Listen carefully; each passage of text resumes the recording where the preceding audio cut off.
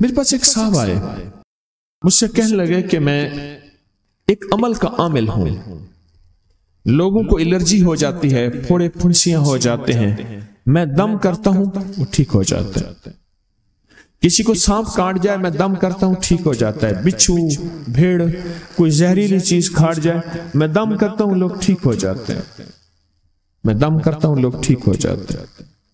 کہا کہ میرے پاس ایک خاص عمل ہے، میرے پاس ایک خاص عمل ہے اور میں یہ کرتا ہوں لوگ ٹھیک ہو جاتے ہیں۔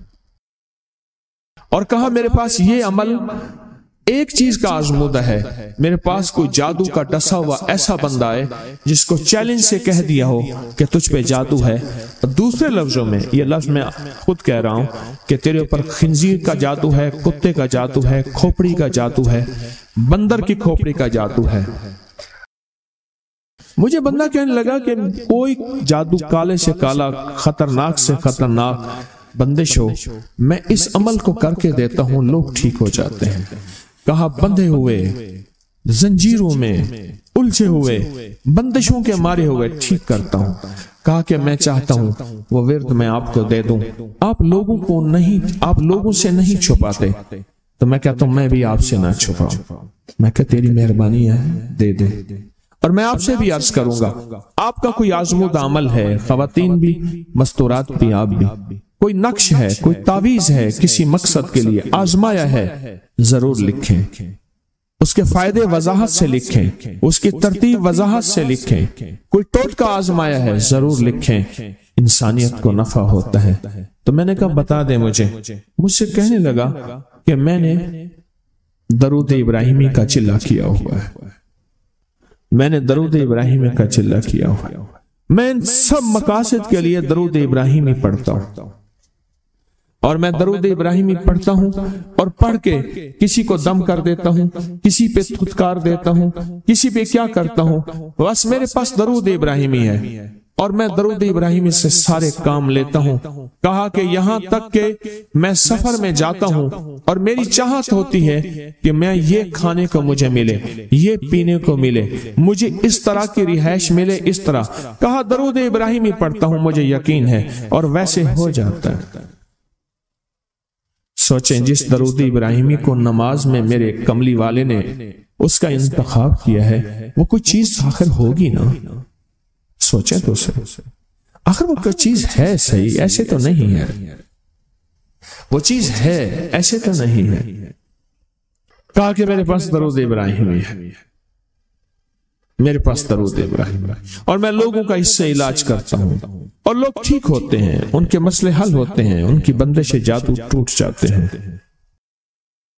تو میں تو چاہتا ہوں کہ آج ہم یہ درود ابراہیمی کا عمل کریں، انشاءاللہ یہ تاثیر بھی مل جائے گی، اور ساتھ جو برکت کی چاہت ہے کہ اللہ کبھی مجھ سے برکت نہ چھیننا، ایسا نہ ہو میں یا میری نسلیں ٹکڑے ٹکڑے دانے دانے قطرے قطرے کے محتاج بن جائیں۔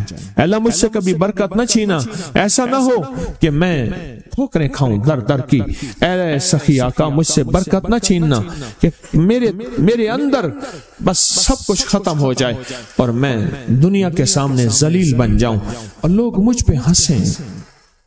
اللہ مجھ سے برکت نہ چھیننا اور میری نسلوں سے برکت نہ چھیننا۔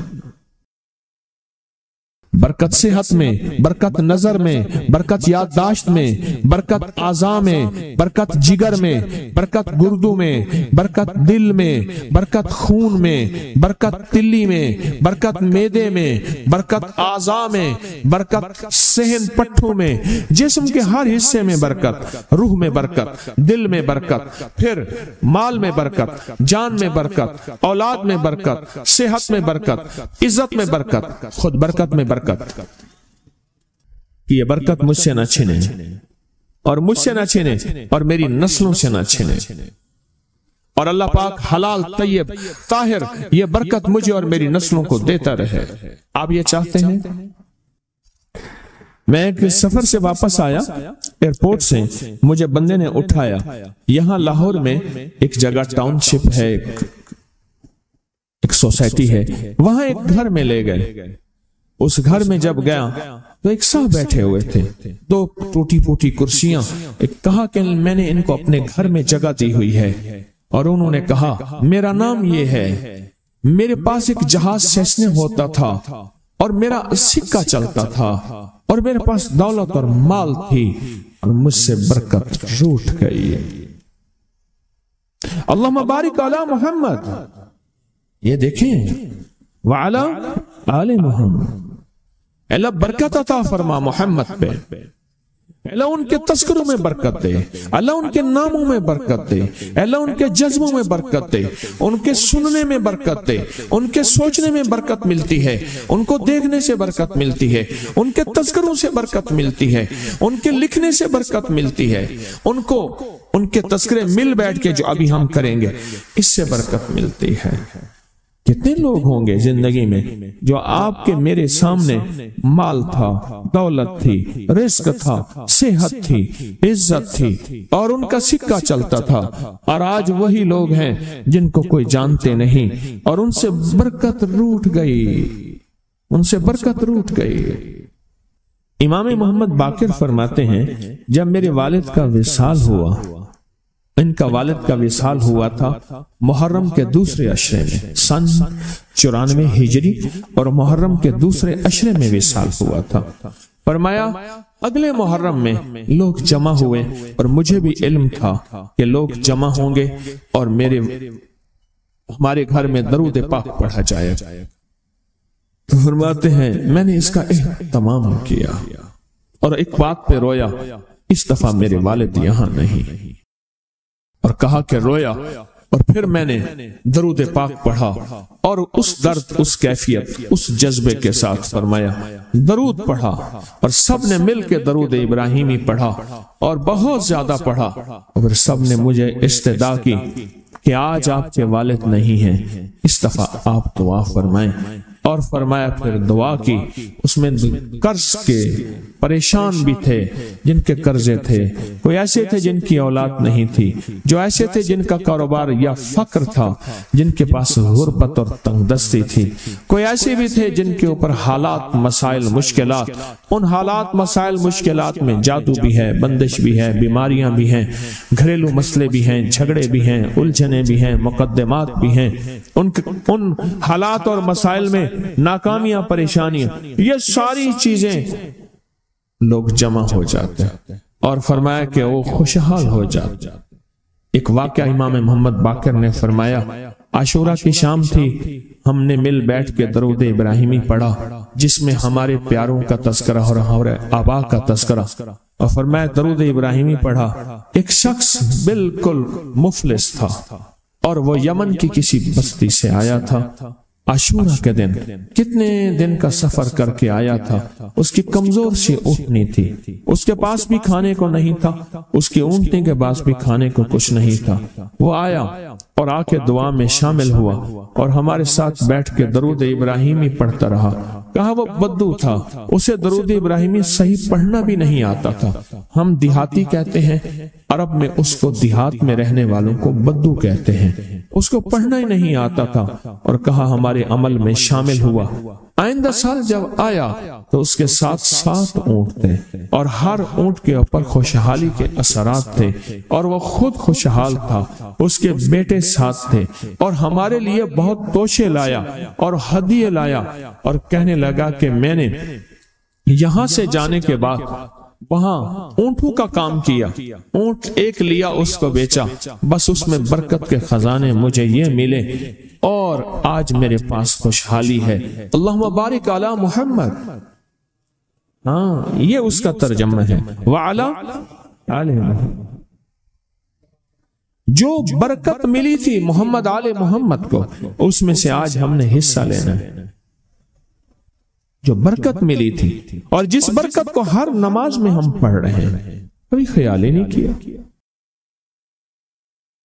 برکت اپنے غیب کے خزانے سے ملتی ہے، برکت غیب کے خزانے سے ملتی، اور ایک کثرت ہے، ایک برکت ہے۔ کثرت بھی بتا دو، کثرت بھی بتا دو۔ کتی کتنے بچے دیتی ہے؟ سورنی کتنے بچے دیتی ہے؟ سورنی بڑے بچے دیتی ہے، خنزیر بہت بچے دیتا ہے۔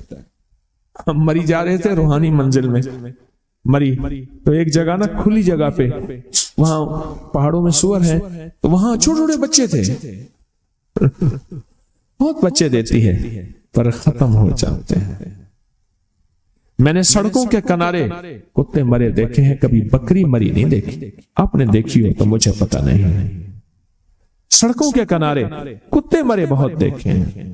میں نے کتوں کے چھوٹے چھوٹے بچے گنے ہیں، 11 تک میں نے گنے ہیں۔ آپ میں سے کہیں کوئی تجربہ ہو، کوئی اس سے زیادہ بھی گنے ہیں؟ میں نے تو اس سے زیادہ نہیں دیکھے۔ 8 9 7 بچے ہوتے ہیں، ٹھیک؟ کوئی ایک بچہ، اگر یہ 11 زندہ رہ جاتے تو آج تو میرے خیال میں سڑکوں پہ جگہ نہ ہوتی، کتے ہی کتے ہوتے۔ کیوں؟ اللہ نے حلال میں بکری میں برکت رکھی ہے، کتا حرام ہے، اللہ نے اس میں کثرت رکھی ہے، کثرت رکھی ہے، یعنی وہ زیادہ ہیں، برکت نہیں رکھی، برکت نہیں رکھی۔ کہنے لگے آپ 19 میں آئے تھے، 2019 میں میں ایک دکان پہ ملازمت کرتا تھا، چھوٹی سی، اور خطرہ یہ رہتا تھا کہ وہ ملازمت کرنے والا دکاندار جو ہے وہ مجھے کہیں فارغ نہ کر دے، یا وہاں دن رات مسائل ہی مسائل تھے، مشکلات ہی مشکلات تھی، پریشانیاں ہی پریشانیاں۔ آپ نے مجھے 2 چیزیں بتائی تھیں، ایک 129 بار سورۃ کوثر، اور ایک سارا دن چلتے پھرتے سورۃ قریش۔ ہوا کیا؟ منظر کیسے بدلا؟ اس نے جو مجھے نقشہ بتایا وہ میں ذرا بتاتا۔ کہنے لگا میں نے پڑھنا شروع کر دیا۔ یہ میں بتا رہا ہوں آپ کو، ایک الفاظ کے جذبے ہیں، نعت کے، ایک دل کے جذبے ہیں کہ کملی والے کا کوئی امتی پریشان حال ہے تو پریشان حال نہ رہے۔ میرے آقا کا کوئی امتی ہے، وہ کسی رنگ، نسل، کسی مزاج، کسی مذہب، فرقے کا ہے، میرے امتی، کملی والے کا امتی خالی نہ رہے۔ کہا کہ میں نے 129 بار سورۃ کوثر پڑھنی شروع کر دی، اور جذبے کے ساتھ سورۃ قریش پڑھنی شروع کر دی۔ یہ جو انہوں نے لفظ جذبہ کہا ہے نا، یہی جذبہ فیصلے کرواتا ہے۔ الفاظ سے زیادہ کیفیات فیصلے کرواتے ہیں۔ میری بات پہ غور کریں، مظلوم کے پاس کوئی اسم اعظم نہیں ہوتا، مظلوم کے پاس ایک جذبہ ہوتا ہے، وہی جذبہ عرش الہی کو ہلا دیتا ہے۔ ہمارے پاس الفاظ ہوتے ہیں، کیفیات نہیں ہوتی، جذبہ نہیں ہوتا، اور جذبے کی کمی کی وجہ سے ہم محروم رہ جاتے ہیں۔ پھر کہتے ہیں اتنا عرصہ آئے، اتنا عرصہ کیا، کیوں نہیں ملا؟ جذبہ جذبہ جذبہ۔ تو کہنے لگے میں نے جذبے سے پڑھا، جذبے سے پڑھا۔ میں کھجور کی دکان پہ کام کرتا تھا، چھوٹا سا ملازم تھا۔ ایک بڑا گاہک آیا کنٹینر کا، دوسرے ملک کھجور بھیجنی تھی، تو میرے مالک کے پاس آئے، اس نے کھجور کے جو ریٹ دیے وہ زیادہ تھے۔ انہوں نے کہا آپ زیادہ دے رہے ہیں، کچھ کم کر دیں۔ انہوں نے کہا یہی ہیں ہمارے ریٹ، اور وہ میرا مالک مدینہ کی منڈی کا بڑا سوداگر ہے، اور ایسا سوداگر ہے وہ جو ریٹ نکالتا ہے وہی چلتا ہے۔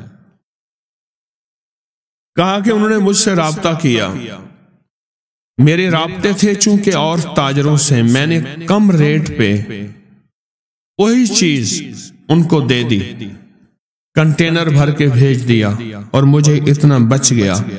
کہا کہ وہ سب سے پہلا تحفہ تھا 129 بار سورۃ کوثر اور سورۃ قریش کا۔ 19 گیا، 20 گیا، 21 گیا، اب 22 بھی گیا۔ آج میں خود تاجر ہوں، آج میں خود تاجر ہوں۔